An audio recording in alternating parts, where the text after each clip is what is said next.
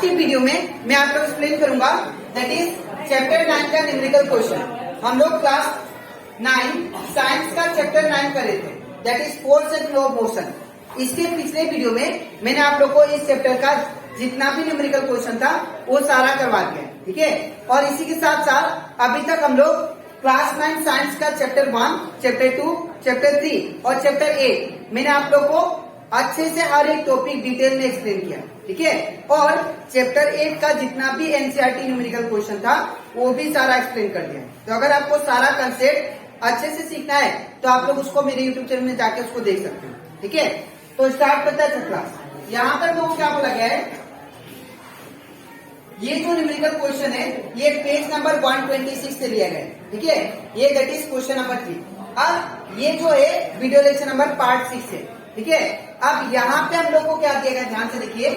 From A rifle of mass 4 kg, from A rifle of mass 4 kg A bullet of mass 50 ग्राम। एक rifle है जिसका मास कितना है, that is 4 kg का, ठीक है। और वो जो राइफल है, राइफल से जो बुलेट निकला वो कितना ग्राम का था, 50 ग्राम का, वो फायर किया गया, ठीक है।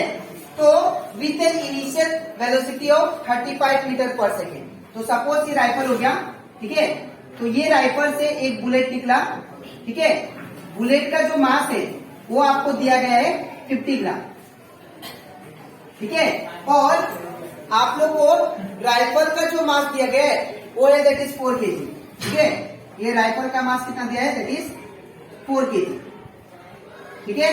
राइफल का मास 4 kg और बुलेट का मास कितना है, 50 ग्राम, ठीक है। और हमें दिया गया है कि जब बुलेट को फायर किया राइफल से तो वो उसका कितना रफ्तार से जा रहा था, 35 मीटर पर सेकेंड, ठीक है।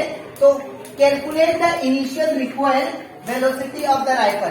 तो राइफल से जब हम लोग बुलेट को मारेंगे तो ऑब्वियसली वो राइफल जो होगा पीछे की तरफ धक्का देगा, है ना। तो जब बुलेट निकला 35 मीटर पर सेकेंड का स्पीड से, तो राइफल कितना धक्का देगा पीछे की तरफ वो हमें निकालना, ठीक है। कोई भी राइफल से अगर बुलेट निकलता है तो याद रखिएगा जितना राइफल से जितना स्पीड से बुलेट निकलेगा वो ठीक उतना स्पीड से क्या करेगा, पीछे की तरफ भी धक्का देगा। तो कितना स्पीड से धक्का देगा वो हमें निकालना, ठीक है। तो सबसे पहले गिवन लिखेंगे, गिवन। तो सबसे पहले गिवन में क्या होगा, that is initial velocity of, क्या लिखेंगे, या दैट इज मास ऑफ, पहले लिख लेते हैं mass of rifle. Mass of rifle को मैं m1 पकड़ता हूं, ये कितना दिया, 4 kg। दूसरा mass of that is bullet, ये कितना दिया है, 50 ग्राम। तो mass of bullet that is m2, ये कितना दिया है, 50 ग्राम। अब मैंने लास्ट क्लास आपको सिखाया था, ये क्वेश्चन हम लोग और एक कर चुके हैं पहले भी, ठीक है। जब भी ग्राम में दे तो आपको केजी में कन्वर्ट करना पड़ता है, ठीक है। बिकॉज ऐसा यूनिट क्या होता है, दैट इज केजी होता है, ठीक है।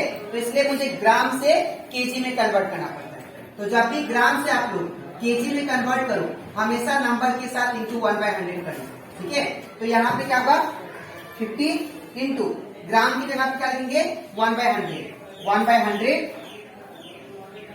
सॉरी 1/100 नहीं 1000, 1/1000 kg, ठीक है। तो ये 0 से 0 कैंसिल और ये कितना आ गया, 5 1 5 और इनसे 100। अब ये भी कैंसिल हो सकता है, दैट इज 5 1 5, 5 20 100। यहाँ पे 1/20 कितना आ गया, 1/20 kg, ठीक है ना।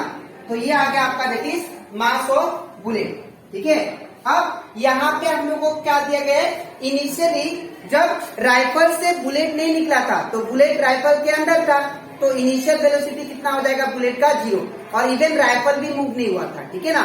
तो initial velocity of both rifle and bullet क्या होगा, 0 होगा, क्योंकि बिफोर फायर होने से पहले सिर्फ लेके खड़ा था, ठीक है ना।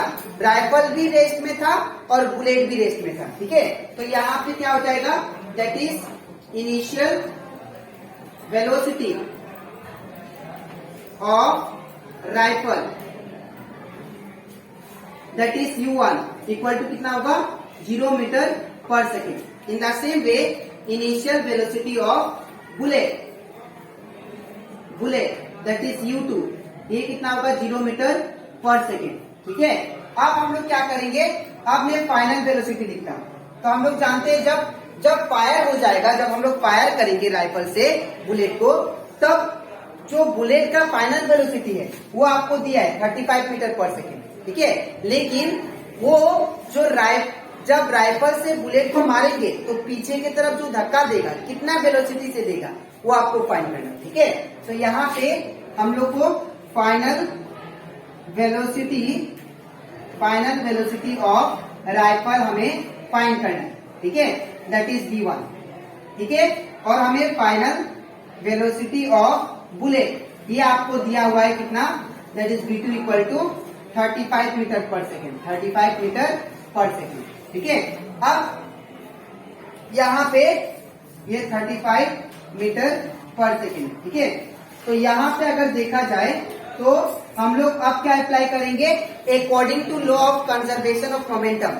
हम लोग जानते हैं इनिशियल मोमेंटम इक्वल टू क्या होता है, फाइनल मोमेंटम। वो फॉर्मूला, वो कंसेप्ट यूज करेंगे। ठीक है, तो according to law of conservation of momentum, that is initial momentum equal to, that is initial momentum क्या होगा, m1 u1 plus m2 u2 is equal to m1 v1 plus m2 v2। ठीक है, अब value को हम लोग substitute करते हैं।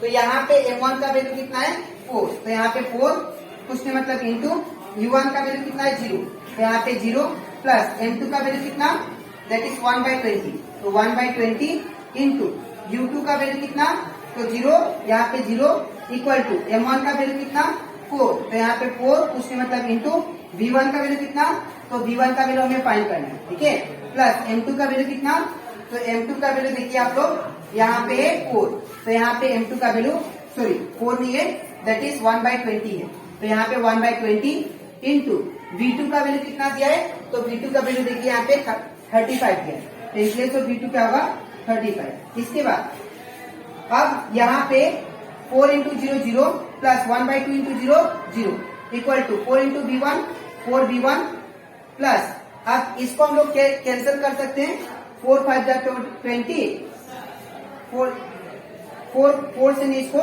हम लोग कैंसिल करेंगे 5 से, तो 5 4 जा 20 और 5 7 जा 35। ठीक है, तो यहाँ पे कितना आ जाएगा हम लोग का वैल्यू, दैट इज 7 1 जा 7 और नीचे 4। ठीक है, अब यहाँ पे क्या करेंगे, ये तो पूरा टर्म 0 बनाएगा। अब मैं ये प्लस वाला जो टर्म है प्लस 7/4, इसको मैं इस साइड लेके आता हूँ, तो क्या होगा -7/4 इक्वल टू इस साइड क्या बचा 4v1। ठीक है, अब 0 माइनस दिस वन, तो -7/4 ही होगा इक्वल टू 4v1। अब यहाँ पे इसको उल्टा कर देता हूँ, तो 4v1 इक्वल टू क्या होगा -7/4।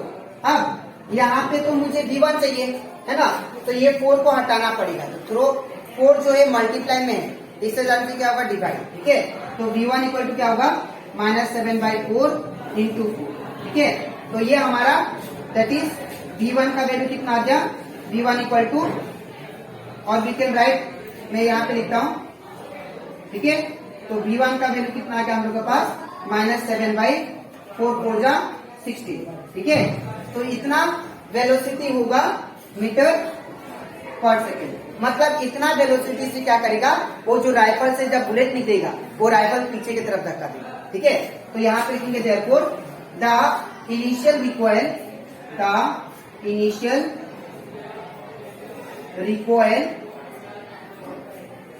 Velocity of the rifle